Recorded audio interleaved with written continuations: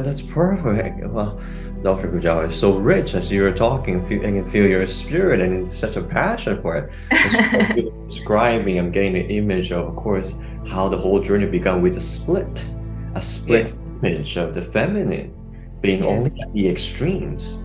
But with the scholarly research and the process, somehow the reality of the feminine, or represented through the different archetypes, become more enriched. Absolutely. There's so much Absolutely. So it's not that, I want to discredit these beautiful other archetypes like Kuan Yin or, Virgin Mary in the West. It is that they are not full.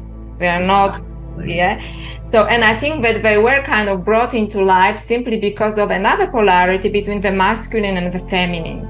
So the masculine had to be like the breadwinner, and fighting in wars. So this polarity between the masculine and feminine was also present. And because the masculine had to be always the breadwinner and a warrior-like, they had to create a feminine archetype that was just basically very warm and welcoming and embracing the tired masculine, so to speak.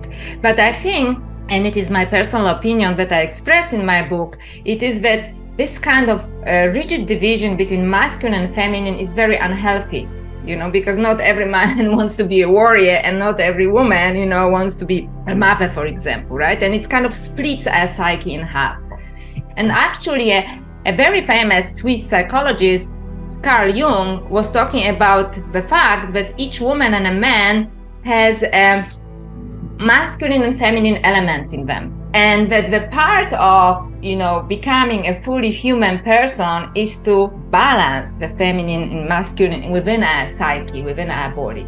And quite interestingly, this is what Mary Magdalene actually teaches in her gospel and in her writings and in the so-called Gnostic writings, which, the ones that were not accepted in mainstream religion in the West. She says that you have to become anthropos, which means fully human. That it's very difficult to ascend, or become fully spiritual unless you embrace all parts of your humanity, unless you balance the masculine and feminine within your psyche and within your body. And I think this topic is actually very important nowadays when there is so much discussion also around gender and so on, because I think people actually on a very personal level feel that this split is perhaps somewhat artificial for some of them, right? Not only between sexuality and spirituality, but also feminine and masculine, that this has to be balanced and embraced within our own being.